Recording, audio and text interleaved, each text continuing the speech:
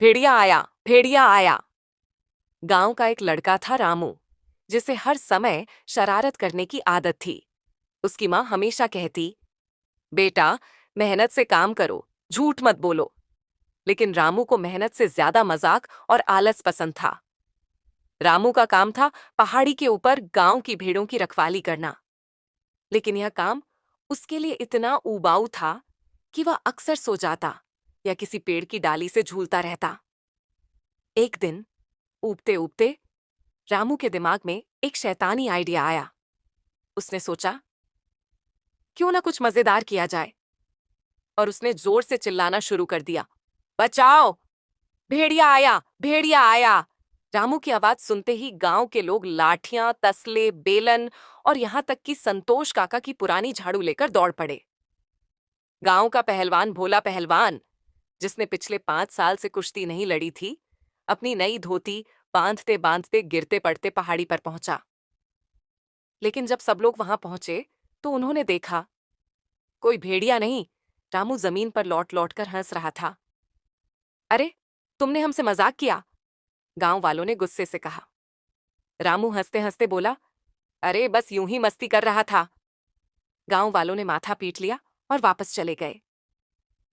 रामू की हंसी अभी भी बंद नहीं हुई थी। उसने सोचा, एक बार और क्यों न किया जाए। अगले ही दिन फिर से उसने जोर से चिल्लाया, भेड़िया आया, भेड़िया आया।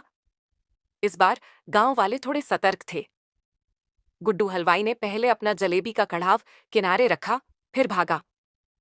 मंगू धोबी ने आधी धुली चादर वहीं फेंकी और दौड़ा। भोला पहलवान इस बार तैयार था, उसने पहले से ही धोती कसकर बांध ली थी। सब लोग फिर दौड़ पड़े, लेकिन वहां जाकर क्या देखा, फिर से कोई भेड़िया नहीं। अब की बार गांव वालों ने तय कर लिया, इस बार रामू को सबक सिखाना पड़ेगा। उन्होंने उसके कान खींचे, थोड़ा डांटा और उसे अकेला छोड़कर चले गए। लेकिन रामू को इससे भी कोई फर्क नहीं पड़ा।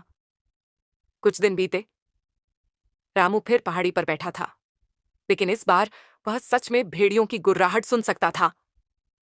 जब उसने मुड़कर देखा तो 2 बड़े मोटे तगड़े भेड़िए उसकी ओर घूर रहे थे।